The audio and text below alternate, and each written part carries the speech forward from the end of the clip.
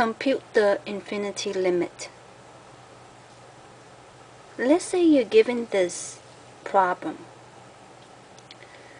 It tells you to take the limit as it approaches infinity for this rational expression. The first thing you need to recognize is that the highest degree on the numerator is greater than the highest degree on the denominator. Every time you encounter this situation, you need to divide the highest degree from the denominator to the numerator and the denominator. So for this particular case, the numerator's leading term, which is the highest degree, is greater than the leading term, which is the highest degree for the denominator. Every time you encounter that kind of situation, you need to divide the highest degree from the denominator to both of the numerator and the denominator. So this is the numerator given polynomial. So you divide the highest degree from the denominator for each of the expression. And you do the same thing for the denominator. You divide all of this by x raised to the 4th power because it is the highest degree from the denominator. So x to the 5th divided by x to the 4th becomes x. As for this one, x squared minus x to the 4th will be x negative 2.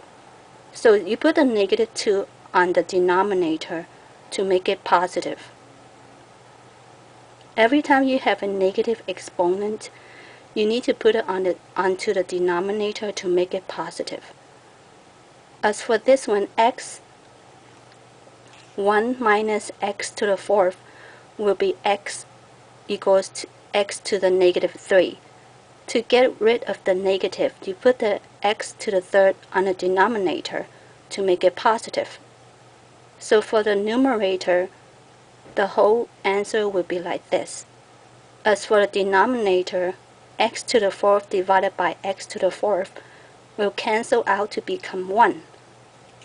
So the denominator right here will be 1 minus 2x divided by x to the 4th, which becomes x 1 minus 4, and the x will be x raised to the negative 3.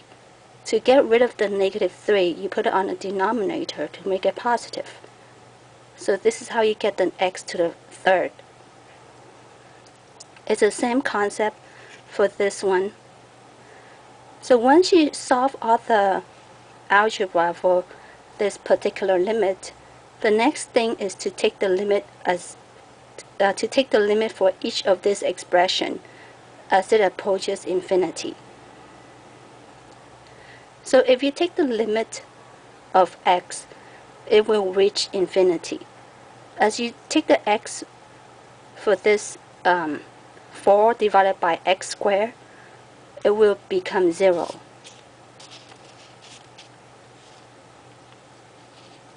And the same thing for this one.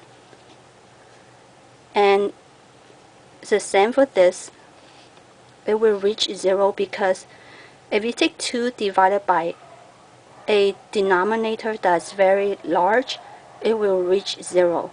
It's the same concept for this one. It will reach 0.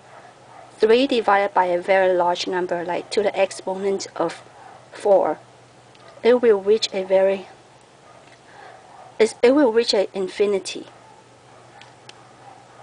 So your answer will be, once all of this is cancelled, you're left with x divided by 1. So you take the limit as it approaches infinity for x. So it will be infinity divided by 1. The 1 stays the same because if you take an infinity to a constant, it will be the same thing as the constant number. So infinity divided by 1 equals to infinity.